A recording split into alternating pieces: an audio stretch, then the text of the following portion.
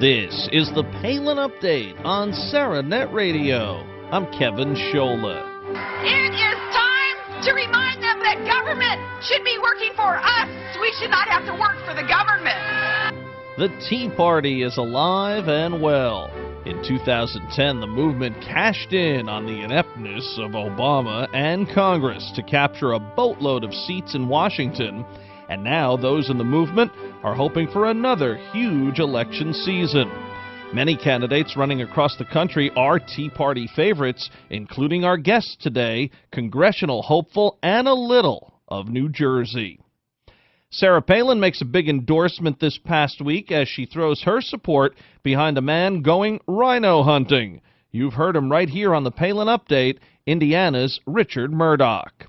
And Governor Palin blasts the Obama administration for working on regulations that would hurt family farms. Sarah Palin is one of the Tea Party favorites. She knows we need to get back to following the Constitution, and she realizes we are certainly taxed enough already. Today, we're happy to be joined by a little woman that packs a huge Tea Party punch. She's running for the House in the Great Garden State. Anna Little, thanks for your time today here on SarahNet Radio and the Palin Update. Welcome. Well, I'm glad to be here. Thanks for having me. You really made quite a splash back in 2010 running as a Tea Party candidate for Congress in New Jersey, and you nearly pulled off the huge upset of entrenched liberal incumbent Frank Palin, who's been in D.C. since, well, Fred Flintstone, it seems. You scared him for sure and really gave the conservative movement a lot of hope. Since then, you become a big voice on the Tea Party scene. And at first, some thought maybe a Senate run would be the path this year, but instead you're back at it for another crack at the House. Let me know how you came around to this decision. Well, we were really encouraged by many grassroots folks to consider running against U.S. Senator Bob Menendez, who's a terrible, terrible influence in Washington, D.C. And so we began to build that momentum in 2011 by working in the legislative races. Statewide, we had the redistricting in 2011. And so with that redistricting, we went around and worked with the legislative candidates at the grassroots level, trying to gain control of our state house, which we did not successfully obtain, but we've planted the seeds for the future there. And in the course of doing that work, we met a lot of folks all over the state of New Jersey who really agree with us on the issues and had worked actually on the ground in Congressional District 6 in 2010 and were very, very upset they weren't able to vote for us. So they wanted us to try to run statewide. And I will tell you that we did accomplish getting into all 21 counties here in New Jersey. In some counties, I don't know the exact count, but in some counties we were actually 3 levels deep as far as building the grassroots team. That means we had a county coordinator, we had a town coordinator for every single town, and we had gotten down to the precinct level. So we're in great shape going into the 2013 gubernatorial elections here in New Jersey, and we may very well be supportive of the U.S. Senate candidate who wins the primary in New Jersey in that run against Bob Menendez. So we're really glad that we were able to accomplish all of that. But what really helped us make this decision, Kevin, is we looked at the 2010 election results because congressional districts in New Jersey were also redrawn for 2012, and that occurred at the end of 2011. So when the map finally came out in December, we were able to take a look at what the new district was like. We had lost some of the towns in the southernmost part of the district, which tends to lean more Republican, and we had gained some towns in the northern part of the district, which typically seems to be Democrat-controlled. Our registration used to be, in the old district, 14% Republican. In the new district, it's at about 9%, but it's the election results that make the difference. You see, even in the new district, town by town and precinct by precinct, when we pumped in those numbers for the congressional race that applied to that town in the 2010 race, we're at 46% of voters who showed up to the polls in 2010 in the towns that are in the new District 6. 46% of them voted Republican for Congress in 2010. Now, in 2010, we started with 30% voting Republican and moved it with our grassroots efforts, those 16 percentage points. We know that even in a presidential year in New Jersey, if we go out there and do that just one more time, we've won the race. And that means that Frank Palin comes home and a true representative of the people goes down to Washington, D.C. And I can't tell you how important that is for the Tea Party movement, not only in New Jersey, but nationwide. We have to continue to keep the pressure on these incumbents and make sure that true representatives of the people go down to Washington. Yeah, I was going to touch on the district situation being a bit different this time around, and that's happening to candidates in many states, so hopefully the change is helpful here to your campaign. I think it will be. We've got such support in the northern part of the district, and that was where it was most difficult to work in 2010. So with the action on the ground that we've got now, even before the primary, which in New Jersey will be June 5th of 2012, even before the primary, there's such action on the ground already up there. It's very exciting. And our goal is to have a meeting location in every single town in the district. There's 32 towns. And that'll be the plug-in place for getting your materials for walking. And we're going to have 5 organized walks in the 5 biggest towns during the primary cycle. And then obviously we'll be looking to have additional walks in the general election where we know we have to beat him down and where we know we can push our vote numbers up. So we've got a terrific plan, and I'm really excited, and the folks are all back in action. It's like they never left. What are the biggest issues in New Jersey right now, and why does the Garden State need someone like Anna Little to attack them? Well, for starters, we need job creation in the private sector in New Jersey. Now, we know that's a national issue, but it's especially important here on the ground in New Jersey because our real estate market is pretty much non-existent at the moment. You can't move property if you want to, and most municipalities at the grassroots level have depended upon those new ratables to defray tax increases, and the days for doing that in New Jersey are long gone. We have got to get serious about conservative governance and conservative principles in government, and also with regard to the economy. If we don't do that work now, we're going to have a real terrible price to pay going forward. And I think in New Jersey we get it. We know it's about jobs. We know it's about the economy and taxes as it relates back to jobs, and that really is the number one issue. Now, we're also concerned in Congressional District 6 about Obamacare because we actually call it Palin Care. Frank Palin said in 2010 that it was not Harry Reid's bill, not Nancy Pelosi's bill. It was his bill, it was a good bill, and he was voting for it. Thousands of his constituents came out to town hall-style meetings where they told him, do not vote for this bill, we do not want it. They showed a depth of knowledge with regard to what was in the bill, even though Nancy Pelosi said that we'd have to actually enact the bill into law before we'd find out what was in it. New Jersey folks were already looking, and they determined that this was not a law they wanted. Frank Palin told them he knew better than they, and they have not forgotten that.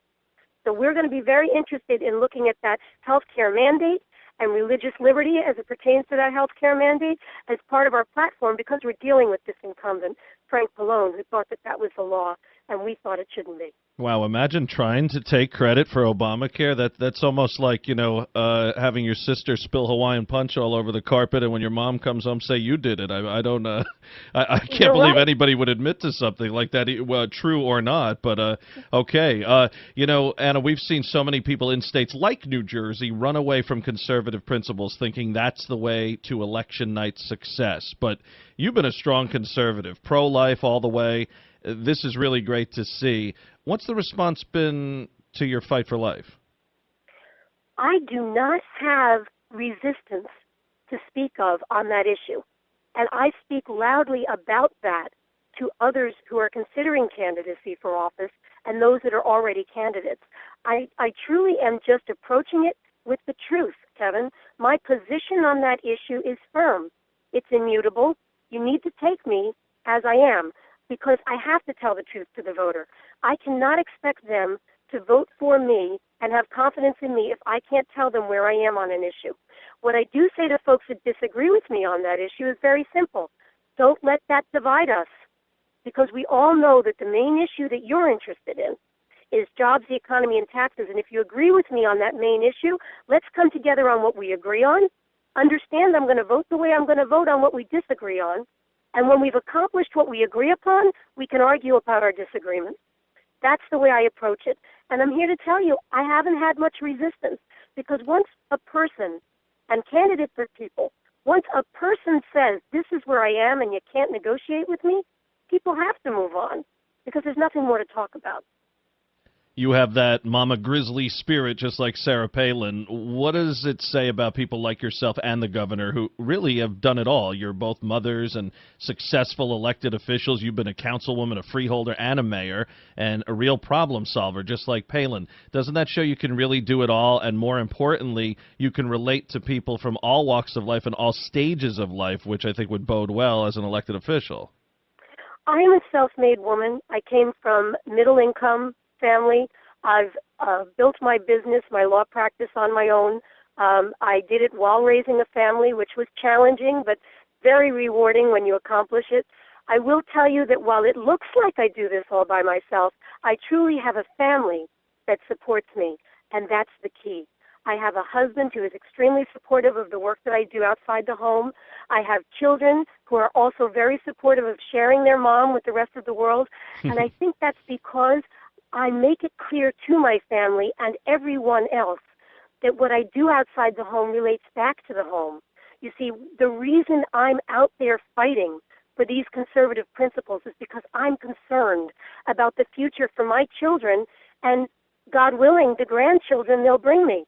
I need to make sure that I've done everything in my power as a person, as a mother, as a wife, as a daughter to my own mom, but also as a professional out here in the world to make sure that my family receives the benefit of all my talents, because that's what I owe them in my position. And I think all of us owe that to our families. If you have a talent, you're meant to use it. So I'm out there, and I'm doing the work for these conservative principles, and my kids get it, and my husband gets it, and that's how a woman like I am can pull this off. People talk about the presidential election and how critical it is, and there's no doubt about it, but whether we're looking at a President Romney or another Republican, Sarah Palin comes to mind, of course, or heaven forbid, Obama, why is it crucial to win these congressional seats regardless of what happens on top of the ticket? Well, you know, it's the Congress that has the most power, and folks get very, very confused. You see, we're used to a corporate structure where the CEO is the boss, and he makes the rules and he dictates down, and then the managers and the supervisors and then the employees all do what they're told by the CEO. That's not how this government works, Kevin. You see, the founders had the wisdom to understand that it's the people that are going to be most protected from corruption. You see, they're going to be interested in what's best for their families. They're going to make sure they translate their value system through. And by putting the people in charge through their elected representatives in Congress, the lawmaking happens in Congress. There's three branches of government. The Congress makes the law. The executive, that would be your president, he just executes the laws made by the Congress. And that's the House and the Senate. Don't forget the Senate. We've got to win that one, too. So if the president's just executing the laws that the Congress makes, it's really the Congress in charge. And that's great because those people are elected by they're representing the people in their district. They're elected by the people in their district, and they're the closest to the common man. So you see, that's where things are going to be the purest. The other thing we have to make sure we do, and I hope we the people are listening, we've got to make sure that we rotate these folks. This is not a career. You cannot let people stay down there for 24 years like you've done with Frank Below in New Jersey. You have got to make these people come home and get a taste of what it's like to live under the laws they've made and give another guy or a gal a chance. Because if you do that rotation, again, we're avoiding the corruption that has really infiltrated our government at this point. And we can't blame anybody else, folks, because the founders left us in charge. We the people are the governed and the government. Now, I didn't talk about that third branch. We've talked about Congress. We've talked about the presidency, which is the executive branch. We've got to talk about the judges because they need a little comeuppance, too. You see, these judges seem to think that they can wake up on one side of the bed or the other and decide what's best for us and then through some kind of decision in a court case, make law. They were never intended to do such a thing. You see, the judicial branch is only to interpret the laws. Again, the laws made by the Congress. And it's Congress's discussions that should be the basis for those decisions. You see, there's a congressional record for a reason. So what these judges need to do is they need to look at the congressional record and figure out what the intentions of the legislators, the lawmakers were when that law was made and determine any ambiguities that might exist. But you see, there's a final responsibility on the part of that legislative branch. They've got to go back and look at what the court did and they've got to give it a thumbs up or a thumbs down, and that's what we're not doing. So I'm going to tell you right now, the Congress, that includes the House and the Senate, is the most important place to put your attention, because that's where the power is, and that's where we, the people, stay in charge. You see, in New Jersey, we say we, the people, are in charge, and we will direct our government, and we remind we, the people, that we can't change Washington unless we change the people we send there. How can people help you out? You're on the American Grizzlies United candidates list, so let's get folks directed to your campaign directly. The website is the way to go? The website is always the way to go. It's least expensive and it's most effective. It's AnnaLittleForCongress.com. That's Anna, A-N-N-A, Little, L-I-T-T-L-E-F-O-R Congress.com. Wonderful. Anna Little, thank you so much. We wish you the best of luck, and we will talk again as we move forward here, but hopefully the second time's the charm. And like you said, they're not supposed to go there and sit there for the rest of their lives. Do your thing, good or bad, and get out and give somebody a chance, and I think a lot of people want to give you a chance.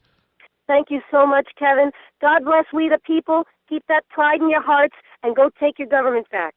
Head to AnnaLittleForCongress.com and learn more about this super candidate, a patriot, and someone we need to send to Washington. AnnaLittleForCongress.com. That's AnnaLittleFor Congress.com. Someone else we'd love to send to D.C., Richard Murdoch. You heard him right here on the Palin Update, and now he's getting a huge boost. Governor Palin has endorsed Murdoch, the conservative, in his primary battle against Rhino Senator Dick Lugar. Palin says it's not just Indiana that benefits from sending the right senator to serve for the right reasons. The nation as a whole benefits. And that's one reason why the eyes of so many around the nation are focused on the Indiana race. To learn more about our friend Richard Murdoch, go to richardmurdoch.com. That's richardmurdoch.com. Murdoch spelled M-O-U-R-D-O-C-K. Governor Palin took to Facebook to pen, "If I wanted America to fail, I'd ban kids from farm work." In the piece, Palin calls out the Obama administration for working on regulations that would prevent kids from working on their own family farms. She says this is just more overreach of the federal government with many negative consequences, and she adds, expect the regulations to reach past just farms. Palin compares farm work to her family's commercial fishing, and she says she guarantees fishing families wouldn't stand for this nonsensical intrusion, and she does not expect farm families to just sit idly by either. The governor's message to the federal government: get your own house in order and stop interfering in ours. The governor also wrote a piece for the National Review called Environmentally Sound Energy Independence. She again calls on President Obama and his administration to embrace a real environmentally sound commitment to energy independence instead of relying on foreign countries, trying once again to educate the stubborn administration about the necessity to drill, baby, drill. You can read the entire piece at nationalreview.com. Folks, you can follow us on Twitter at SarahNet Radio, and we are now on Facebook, too. So please like SarahNet Radio on Facebook. And if you want to really stick it to the left, pick up one of our new SarahNet Radio bumper stickers. Just email us, send your name and address, and we will send you one of our great-looking new stickers. Go to SarahNetRadio.net and click on Free SarahNet Radio Bumper Sticker. Well, that'll just about do it for this edition of the Palin Update on SarahNet Radio. Visit SarahNetRadio.net for continuing coverage of Governor Palin. I want to thank everyone here at SarahNet Radio. Thanks to Anna Little, and thank you for listening today. Please be sure to join us next time for another edition of the Palin Update. I'm Kevin Scholla. Have a pleasant day.